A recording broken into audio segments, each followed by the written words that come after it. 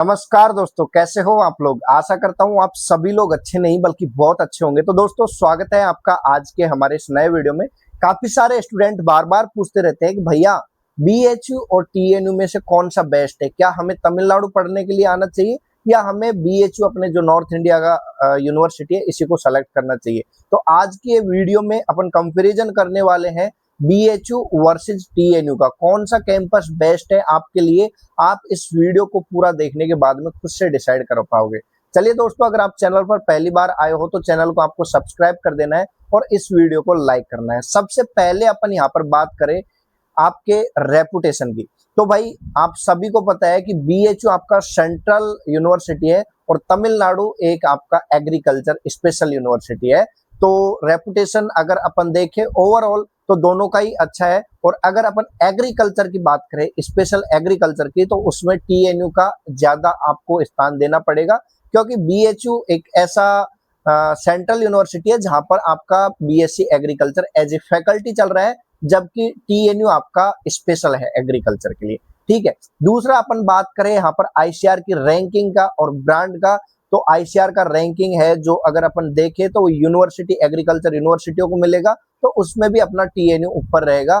आपका जो बीएचयू है उसको थोड़ा सा रैंकिंग के मामले में अपन देखें एग्रीकल्चर का, तो वो आपका टीएनयू से कम ही रहेगा। ठीक है। उसके बाद में एडमिशन प्रोसेस की बात करें तो टीएनयू का एडमिशन प्रोसेस और आपका बीएचयू का एडमिशन प्रोसेस कुछ सीटों पर तो सिमिलर रहता है, लेकिन कुछ सीटों पर थोड़ा डिफरेंट रहता है। बीएचयू में जाने के लिए आपके पास 2 ऑप्शन है और टीएनयू में आने के लिए आपके पास केवल एक ही ऑप्शन है। वो क्या ऑप्शन है तो उसके बारे में मैं आपको थोड़ा सा बता देता हूँ कि अपनी जो भी स्टेट एग्रीकल्चर यूनिवर्सिटीज रहती है, टीएनयू नहीं, उसके अलावा अदर स्टेट में जितनी भी स्टेट एग्रीकल्चर यूनिवर्सिटी है उनमें सब में 20% सीट आपकी आईसीआर के एग्जाम से फिल होती है और बाकी की बची हुई आपकी 80% सीट वहां के स्टेट वाले स्टूडेंटों से फिल होती है। अब यहाँ पर देखें तो यहाँ पे जो मैंने आपको बताया ये फंडा होता है आपका टीएनयू में, लेकिन बीएचयू में थोड़ा डिफरेंट है। बीएचयू आपका सेंट्रल एग्रीकल्चर यूनिवर्सिटी है, तो वहां पर ये नहीं कोई पर्टिकुलर स्टेट को ज्यादा वरीयता दी जाए। वहां पर आपका 2 तरीके से एडमिशन होता है। एक तो आईसीआर की काउंसलिंग से और दूसरा होता है आपका यहाँ पर जो सीयूईटी के मार्क्स के बेस पर आपका बीएचयू का डायरेक्ट काउंसलिंग होगा। तो 20% सीट तो आपका आईसीआर से फिल होंगी और बाकी की 80% सीट पे ऑल इंडिया से स्टूडेंट सीयूईटी के मार्क्स के बेस पर आपके बीएचयू में काउंसलिंग करवा पाएंगे। तो बीएचयू में जाने के लिए आपके पास 2 रास्ते हैं और ज्यादा पॉसिबिलिटीज भी हैं।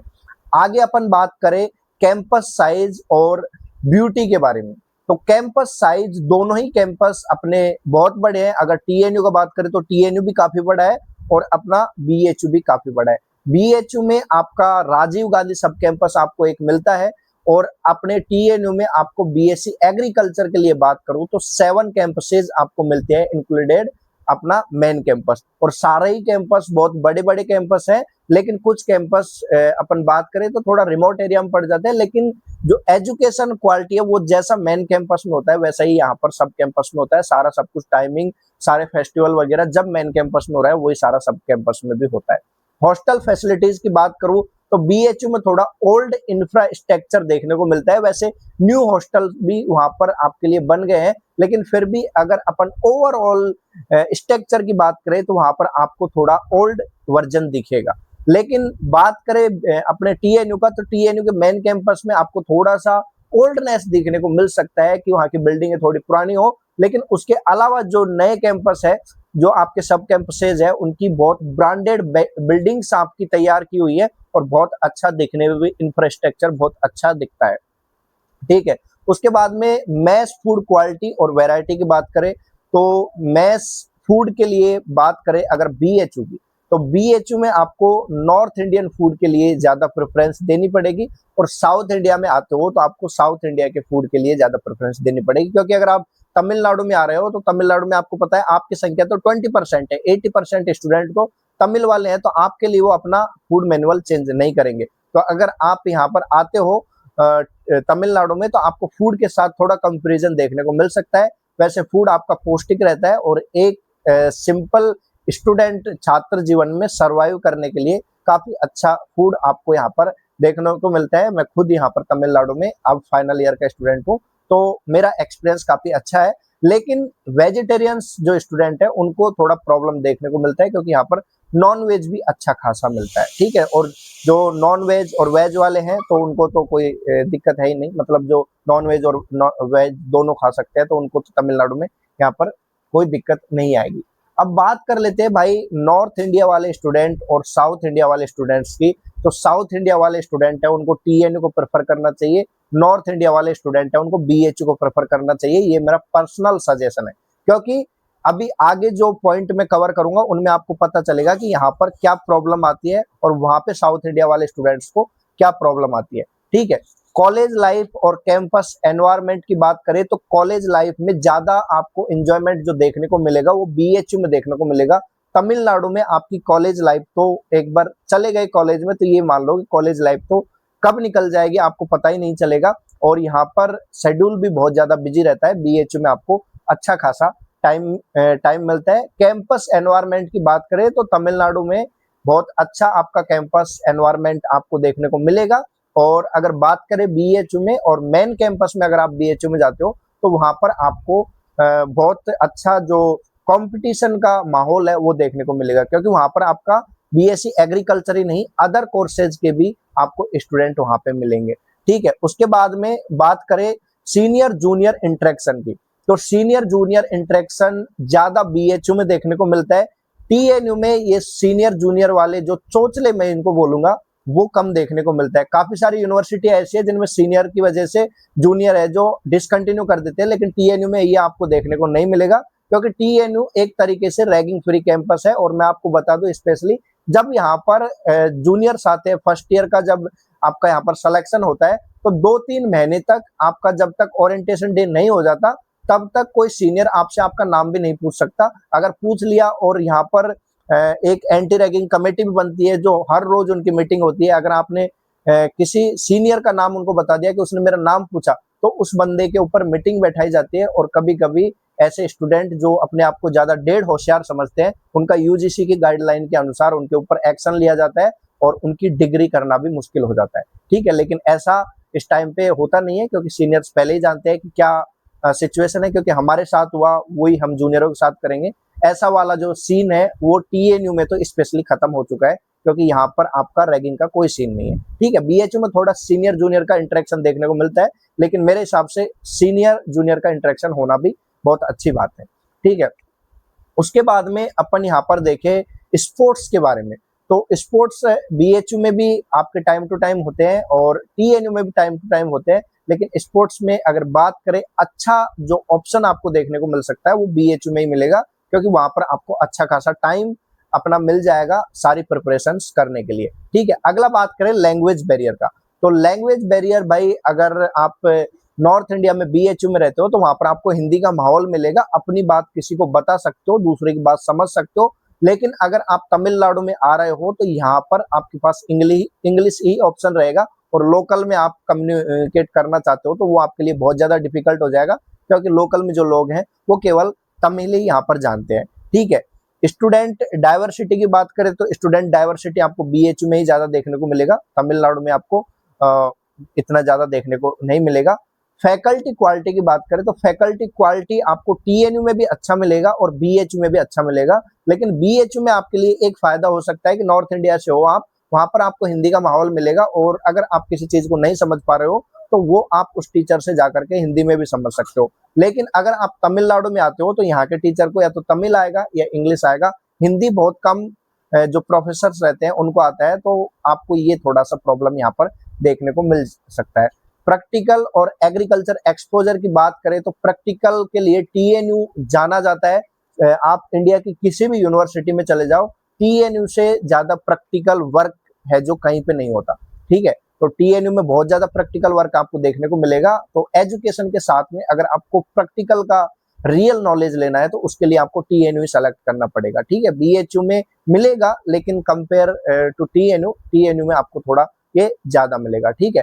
लैब एंड रिसर्च फैसिलिटी, तो लैब आपको जो बीएचयू है उसमें थोड़ा आपको ओल्ड इंफ्रास्ट्रक्चर देखने को मिलेगा, और टीएनयू में आपको न्यू मॉडरेट, क्योंकि ये सारी चीजों को बहुत अच्छे से अपडेट करते रहते हैं और सारे जो रूल रेगुलेशन है उनको अच्छे से फॉलो करते हैं। तो जहां भी जो अनुशासन है उसको फॉलो किया जाता है, तो वो चीज वहां पर अच्छा रिजल्ट देती है। तो वही टीएनयू में है। तो टीएनयू में आपको लैब रिसर्च वगैरह बहुत अच्छी दिखेंगी। और मैं आपको बता दूं टीएनयू के बारे में, तो टीएनयू में हर साल आपकी बहुत सारी वेराइटीज डेवलप की जाती है, बहुत सारे वैज्ञानिक रिसर्च यहाँ पर की जाती है, इसलिए ये हर बार आपका अपनी अच्छी रैंकिंग बनाए रहता है, चाहे वो कोई सी भी रैंकिंग हो, चाहे वो आपकी एनआईआरएफ रैंकिंग हो या आपकी आईसीआर की रैंकिंग हो। ठीक है, तो ये टीएनयू का आपका यहाँ पर lab and research facility. Okay, field visit and practical classes. तो फील्ड विजिट आपका रेगुलर टीएनयू में होता है, और आउटडोर क्लास भी आपको यहाँ पर बहुत सारी देखने को मिलती है। दूसरा आपका आउटडोर जो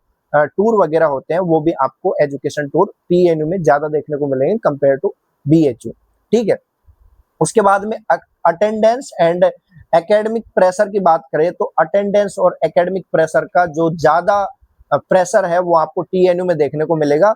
बीएचयू में आपको अटेंडेंस और एकेडमिक प्रेशर इतना नहीं देखने को मिलेगा जितना टीएनयू में होगा। और टीएनयू में बता दूं कि यहाँ पर जितना प्रेशर है ना, इतना प्रेशर ऑल इंडिया की किसी यूनिवर्सिटी में नहीं है। इसलिए यहाँ पर जो बच्चे निकलते हैं ना, वो कई बार बहुत ज्यादा क्रीम निकलते हैं, और काफी बार बहुत सारे स्टूडेंट है जो यहाँ पर जो डिफिकल्टीज है उनकी वजह से डिसकंटिन्यू भी कर देते हैं।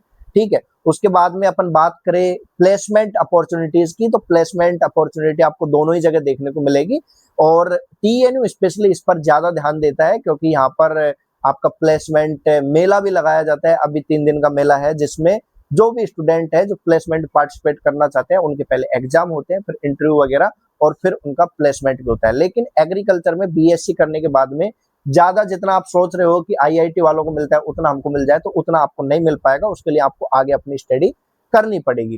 ठीक है, उसके बाद में गवर्नमेंट एग्जाम एनवायरमेंट की बात करें तो बीएचयू इसके लिए बेस्ट रहेगा। कंपटीशन एग्जाम की अगर आप प्रिपरेशन करना चाहते हो बीएससी के बाद में, तो बीएचयू अच्छा रहेगा। वैसे टीएनयू के भी लोग सेलेक्ट करते हैं यूपीएससी के लिए, क्योंकि यहाँ पर जो टफ नेस है सिलेबस की, और जो यहाँ पर जितने ज्यादा आपको वर्क दिए जाते हैं, उसकी वजह से स्टूडेंट जो स्पेशली तमिलनाडु के हैं वो टीएनपीएससी और यूपीएससी की प्रिपरेशन के लिए BSc agriculture Tamil Nadu agriculture university में पढ़ना पसंद करते हैं। ठीक है, उसके बाद में स्टार्टअप एंड एंटरप्रेन्योरशिप सपोर्ट की बात करें, तो उसमें भी आपका कहीं ना कहीं टीएनयू आगे है, क्योंकि टीएनयू में एंटरप्रेन्योरशिप को बहुत ज्यादा सपोर्ट दिया जाता है, और हर बार कुछ ना कुछ इनोवेटिव यहाँ पर होता रहता ही है। ठीक है, उसके बाद में बात करें इंटर्नशिप अपॉर्चुनिटी की, तो इंटर्नशिप तो आपको दोनों ही जगह देखने को मिलेगी, और बीएचयू में इसके लिए आपको थोड़ा ज्यादा पलड़ा भारी है ना, वो बीएचयू का रहेगा इंटर्नशिप अपॉर्चुनिटीज के लिए।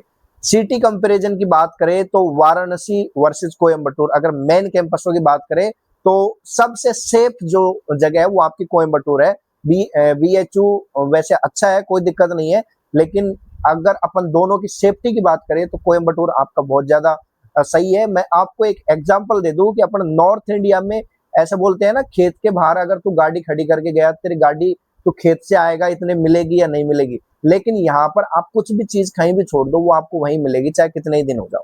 ठीक है, ये स्पेशलिटी है कि यहाँ पर जो चोरी चारी लूटपाट जो बोलते हैं ना, नॉर्थ इंडिया से कम है, स्पेशली साउथ इंडिया और तमिलनाडु में। ठीक है, ये मेरा पर्सनल एक्सपीरियंस है जो मैं आपको यहाँ पर बता रहा हूँ।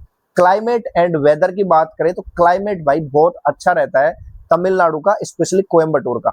मैं बात करूं कि अगर आप तमिलनाडु में आ रहे हो नॉर्थ इंडिया से स्पेशली, और अगर आपको सूट कर गया ना तमिलनाडु, तो नॉर्थ इंडिया में आप जितनी बार बीमार होते थे, जितनी बार आपके दिक्कतें होती थी हेल्थ इश्यूज, वो आपको यहाँ पर नहीं होंगी, क्योंकि यहाँ का एनवायरमेंट ही ऐसा है कि आपको ना तो सर्दियों में ज्यादा सर्दी लगती है ना गर्मी में ज्यादा गर्मी लगती है। ठीक है, तो इसलिए क्लाइमेट के हिसाब से भी आपका यहाँ पर अच्छा रहेगा।